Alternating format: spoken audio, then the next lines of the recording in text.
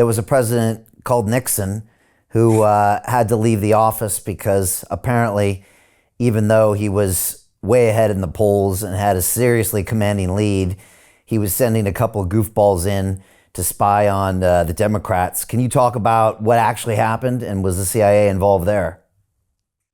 Yes. Oh, they certainly were. We have a chapter in the book on that. Nixon had come out and said Nixon had seen what the CIA had done, and he had come out and publicly said that he's thinking of doing something about the CIA, that it's doing things that are not illegal. That's the first thing. The second thing is Bob Woodward, the alleged greatest journalist of all time. We have a whole chapter on old Bob in our book, who claims that he was never involved in intelligence, and within 6 months, he joined the Washington Post, and within 6 months, he had the greatest sources and came out with the Watergate investigation, quote unquote. Well, it turns out Bob Woodward has been an intelligence officer going all the way back to Alexander Haig, and a joint effort to try to remove Nixon from office because he wasn't playing with the rules of the National Security Council and the intelligence community. So Haig and Woodward briefed regularly, and Woodward had a top secret clearance way back then. Now, he leaves all of that out of his bio. But in the book, we document every single source that proves that he was an intelligence officer going way back then. And I remember when I was a protective agent on the staff of Director William Casey, we would sit there, and we were responsible for letting whoever was proper in to see the director. And it was a very specific process. And Bob Woodward was visiting William Casey all the time. And William Casey hated the press. I mean, he despised the press, except for Bob Woodward, who he met with regularly. We're all shaking our heads like, what's this deal with him and Woodward, for goodness sake? Well, now we know Woodward was intelligence, and Casey knew it. And it's funny, too, because some of the book veil is false, and I can talk about that. But Bill Casey gave Woodward some specific classified information he wanted him to put in his book Veil, that he wanted to get out in a propaganda fashion to the American people. So there is some classified stuff from William Casey in there. However, joining the investment club can bring you the opportunity for peace of mind, wealth, resources, community, and a more joyful time. It was a whole new world for me to hear about cryptocurrency, an alternative to the traditional banking system that we have. The investment club gives us a chance to think about what wealth really is, to have the freedom to live your life that you want. In just 1 month that I've been a part of the investment club, I have listened to so many visionaries with new ideas in the world of music, in the world of finance, in the world of artificial intelligence. When I have questions, there's members of the club willing to support and help and want to see one another gain experience and knowledge.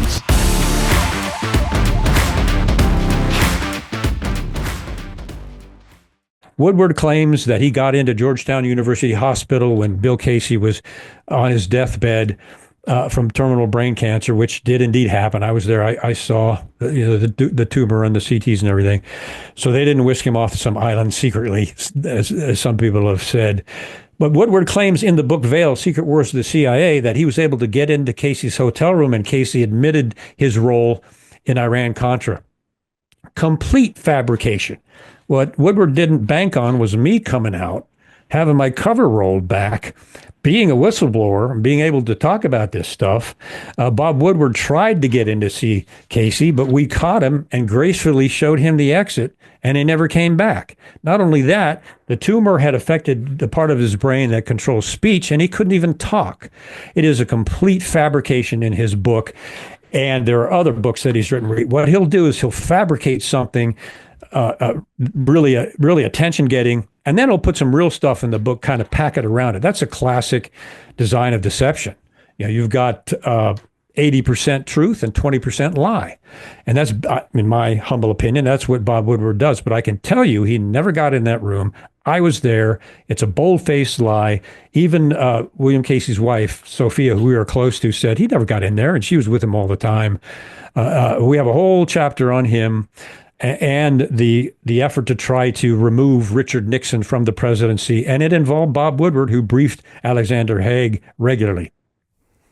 It's amazing. Then you make an Academy Award-winning film with Dustin Hoffman and Robert Redford, and you seal it in people's brains as this amazing young journalists, uncovering this presidential scandal. And then now, decades later, we look even deeper on this, and it just makes me wonder what was going through Nixon's mind, when all this is happening, when he was one of the most popular presidents ever, I think, in America. Do you think he ever thought, how can I fight this? Or is it just impossible to fight the CIA back then because there was no internet, there's no independent media, there's no way to go against this narrative that they carefully constructed? It was impossible to fight them. And they built their whole operation and false documentation and leaked everything out there to the press. And there was no way. There was just no way. He was going to be impeached based on what they'd fed everyone. And so he resigned because essentially this was a coup inside the United States government by Haig, and Woodward participated as kind of Haig's courier man. And it's funny, Woodward had no reporting experience when he joined the Washington Post. And all of a sudden, in 6 months, he had Deep Throat, who turns out to be Mark Felt, the deputy director of the FBI, who was kind of disgruntled.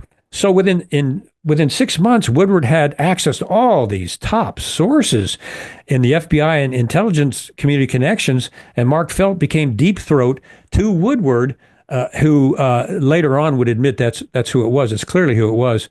And yet Woodward got this access, and he had no journalistic experience and only been there for a few months. Even Ben Bradley said he had nightmares that the stuff that Woodward was feeding him was false. He'd stay up at night, just because he put all these things together. And it's not possible for a young journalist to get that kind of access at that level. Hey, I know investing in crypto is scary. It takes a real leap of faith because there are so many scams, rug pulls, and bad actors out there. It's a dangerous business, which is why 95% of people lose all their money. Well, that's why I created the London Real Investment Club, so you can access the hottest deals on the planet and use the crypto bull market to create the generational wealth that you deserve. Join my team of over 100 people from around the world that are making millions of dollars behind the scenes investing in blockchain, AI, Web3 games, DeFi, Bitcoin, and more.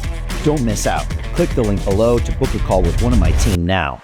But hurry, this bull market will end soon. I know investing crypto can be scary. That's why you gotta join the investment club. Pull the trigger. Let's do this.